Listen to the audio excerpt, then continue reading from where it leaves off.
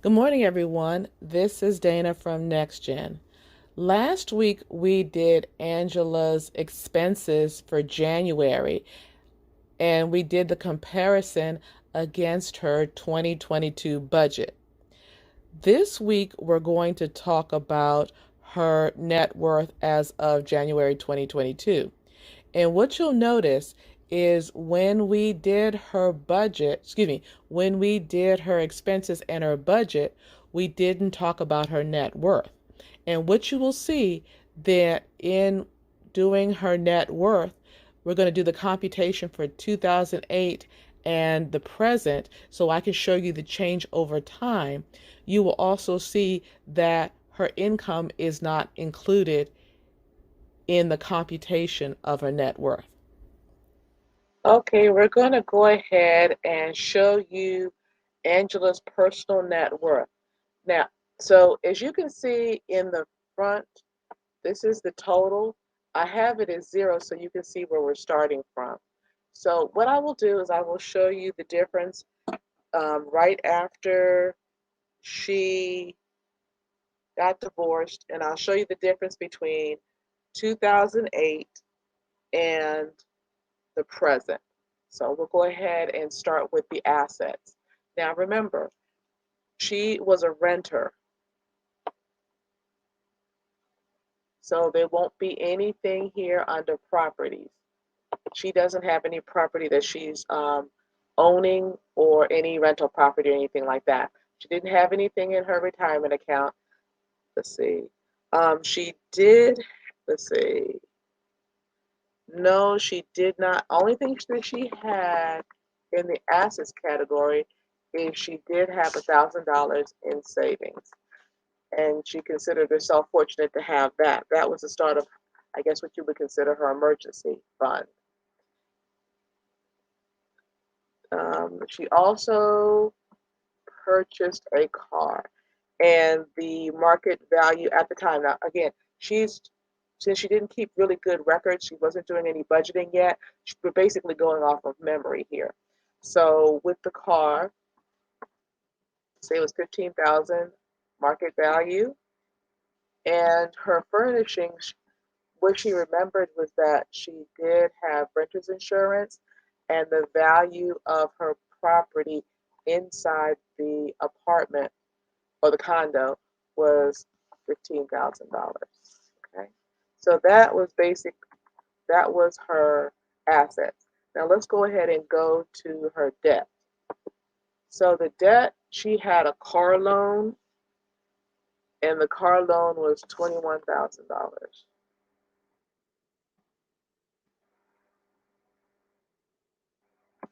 She had credit card debt, which was 36,000, and if you remember, she had student loan debt. Well, at the time, she acquired student loan debt. So, so what we have is we put down what she remembered as what her debts were and what her assets were. And again, this was 2008. So let's go ahead and take a look at her net worth. Okay. As you can see, it's a negative 71,000, and that's based on her assets being 31,000. Now remember, the majority of that is her vehicle, and we know that a vehicle is a depreciating asset, so that can only go down unless she included um, more money in her investments or cash equivalents or those types of things. And her debt is 102,000. Again, this was 2008, and as you can see, it is possible to have a net worth of that is negative. Now, what's interesting is that her gross income was $48,108. So I guess you could say legally she was bankrupt, but that's not the route that she took, and it's a good thing. So let's go ahead and zero it out and show where she is now.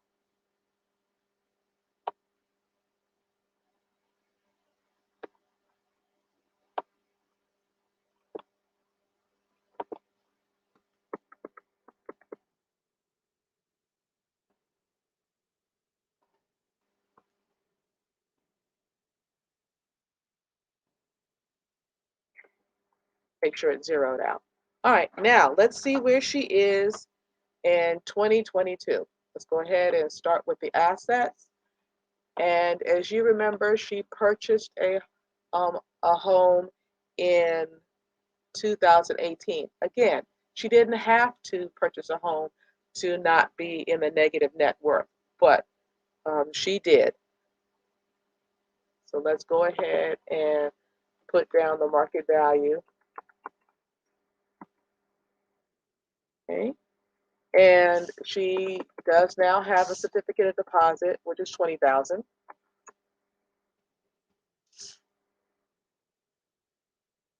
She has savings, which is pretty much her money market. Excuse me, and that's 5,000. And she just added some money in, so it's going to be a little bit more than that. And she did have a new car. She's bought a new car since then, and that is 15,000 market value. Let's see. And the furnishings are 50,000. So it did go up slightly as far as her assets. Well, it went up a lot. So we will go ahead and go to her debts. So on her debts, she does have a mortgage, and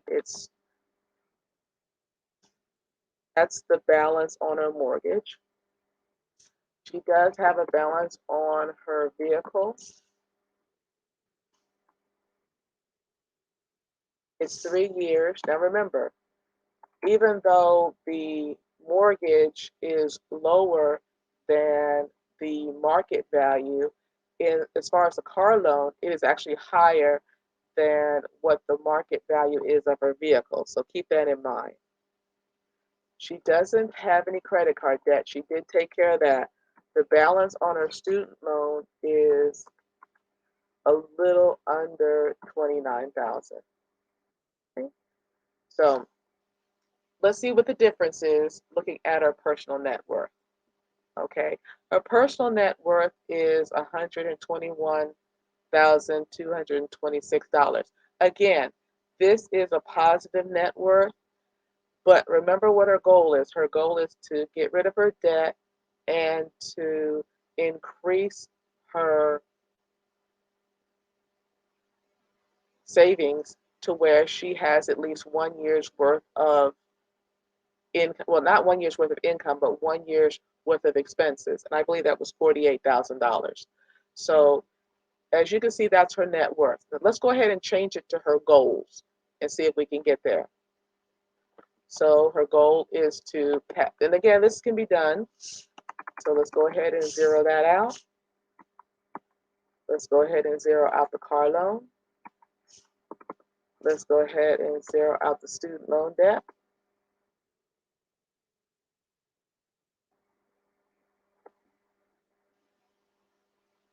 Okay. Her assets are to have her expenses. So let's make this 40,000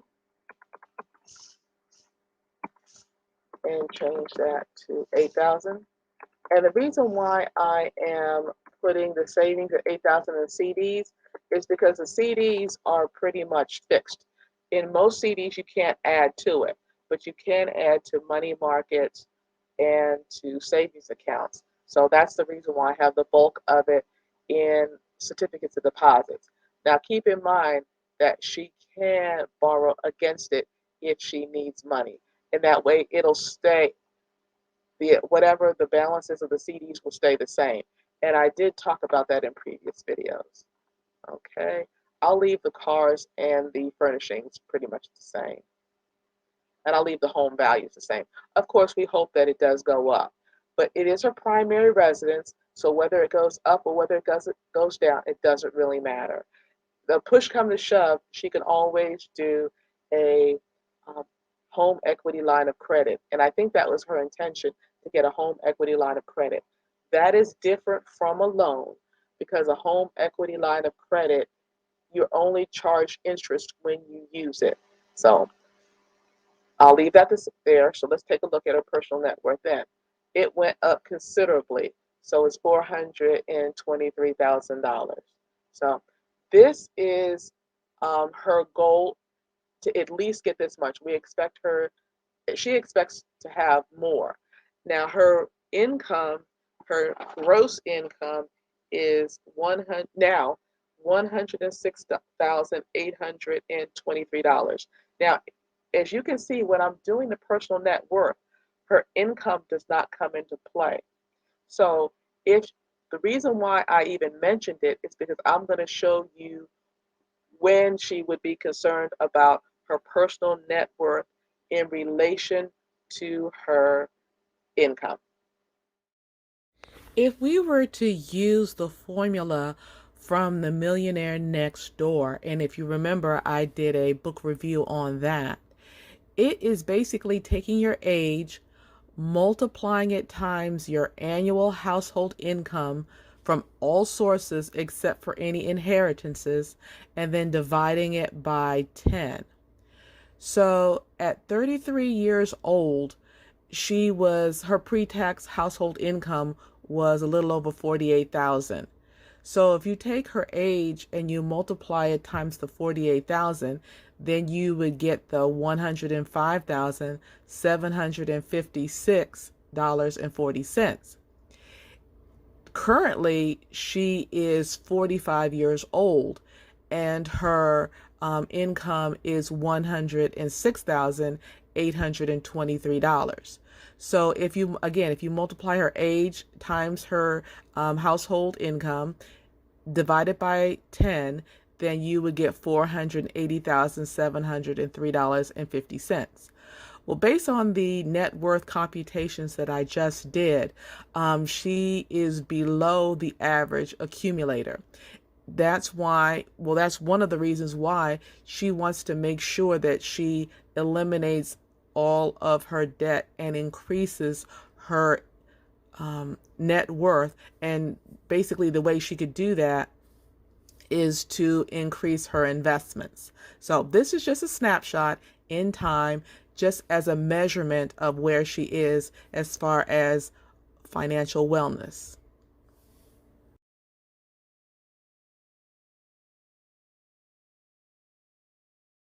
I hope this information was helpful in going over Angela's net worth as of January 2022. Again, this is just a snapshot in time and it helps her to better solidify her goals. Talk to you soon.